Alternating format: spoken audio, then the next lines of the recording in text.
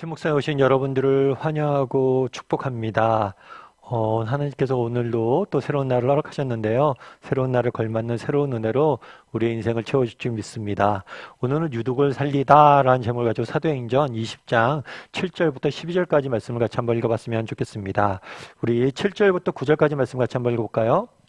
그 주간의 첫날에 우리가 떡을 떼려 하여 모였더니 바울이 이튿날 떠나고자 하여 그들에게 강론할세 말을 밤중까지 계속하매 우리가 모인 윗다락에 등불을 많이 켰는데 유두고라 하는 청년이 창에 걸터 앉아 있다가 깊이 졸더니 바울이 강론하기를 더 오래 하매 졸음을 이기지 못하여 3층에서 떨어지거늘 일으켜보니 죽었는지라. 네.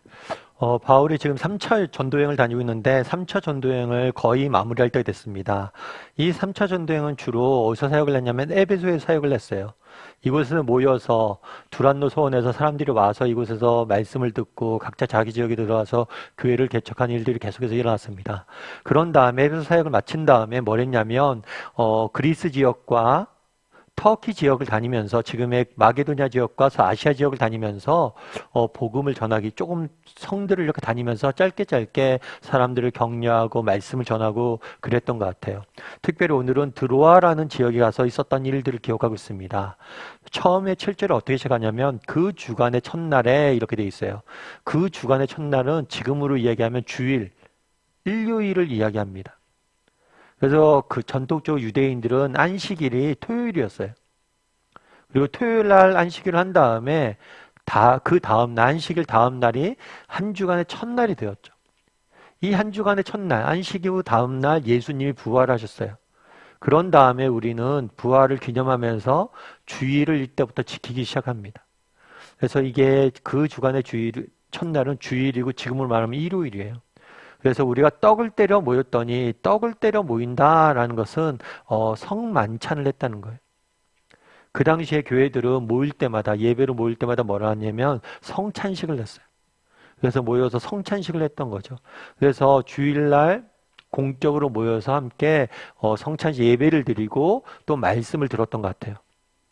근데 말씀을 듣는데 어떻게 되어 있냐면 이튿날 떠나고자 하여 아마 이곳에 오래 머물 수 없었던 것 같아요. 그러다 보니까 이날 하루밖에 시간이 없다 보니까 좀 길게 말씀을 전했던 것 같아요. 우리도 그런 경우들이 있죠. 지금은 이런 것들이 덜하지만 예전에는 부흥회 같은 걸 많이 했어요. 특별히 외부에서 어떤 강사를 모시면 주일날 설교도 듣고 또 주일 저녁엔 그분에게 또 주일 저녁 예배 말씀도 듣고 늦게까지 부흥회 하고 그랬던 것 같아요. 그렇게 모여서 말씀을 듣고 있을 때 밤중까지 말씀이 계속됐다라고 이야기했어요. 그때 어떤 일이 있었냐면 윗다락에 등불을 많이 켜두었는데 유두고라는 청년이 있어요. 근데 이 청년이 말씀이 길다 보니까 뭐 했어요? 깊이 졸았다고 그랬어요. 졸다가 결국에 졸음을 이기지 못하고 뭐 했어요? 3층에서 떨어졌어요.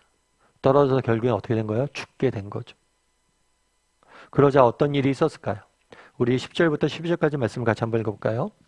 바울이 내려가서 그 위에 엎드려 그 몸을 안고 말하되 떠들지 말라 생명이 그에게 있다 하고 올라가 떡을 떼어 먹고 오랫동안 곧 날이 새기까지 이야기하고 떠나니라.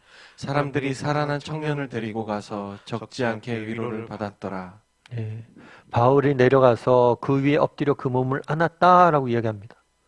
유도가 말씀을 듣다가 떨어져서 졸다가 떨어져서 죽게 된 거죠. 이제 바울이 그를 안자 어떻게 된 거예요? 유도가 다시 살아난 거예요. 그래서 바울이 유도가 살아나자 뭐라고 했어요? 생명이 그에게 있다라고 이야기를 한 거죠. 그래서 이 사건으로 인해서 많은 사람들이 위로를 받았다라고 이야기를 하고 있습니다. 사실 오늘 여러분들이 이 유두고에 대한 이야기를 한번 좀 들어봤을 거예요. 그러면서 유두고에 대한 이야기를 들으면서 여러분들이 많은 이야기도 곁들였겠죠. 예배 시간에 졸지 말라고, 유두고처럼 된다고. 어렸을 때 주일학교 때 그런 이야기를 많이 들었던 것 같아요. 그래서 유두고 하면 예배 때 졸다가 죽은 사람. 그래서 예배 때 졸지 말라는 그런 모범을 보이는 그런 모델이 되는 사람으로 우리가 많이 들었죠. 그런데 성경은 이 유두고의 졸음에 대해서 그렇게 부정적으로만 이야기하고 있는 것 같진 않아요. 그 당시 사실 그랬잖아요. 이 사람들이 주일날 저녁이 모였다고 그랬어요. 그런데 낮에는 그럼 뭘 했겠어요? 낮에는 일했던 거예요. 그리고 초대교회 당시에는 70% 이상이 성도들이, 그러니까 교인들의 70%가 노예였어요. 여러분 그 당시 노예를 생각해 보세요. 정말 밤낮 없이 일해야 되는 게 노예. 얼마나 피곤하겠어요. 그럼에도 불구하고 유독은 뭐래요? 그날에 와서 말씀을 들었어요. 정말 비록 졸렸지만, 비록 육신이 피곤했지만 여전히 말씀을 듣고자 하는 열심들이 있었던 것 같아요. 여러분 우리는 어때요? 우리는 유두고에 대해서 이렇게 졸았다라고 이야기하지만 정말 우리에게는 이런 유두고와 같은 열심들이 있어요? 정말 하나님의 말씀을 듣고자 하는 열정들이 있어요? 제가 아는 집사님 한 분이 계신데 이 집사님 같은 경우에 지방에서 근무를 하세요.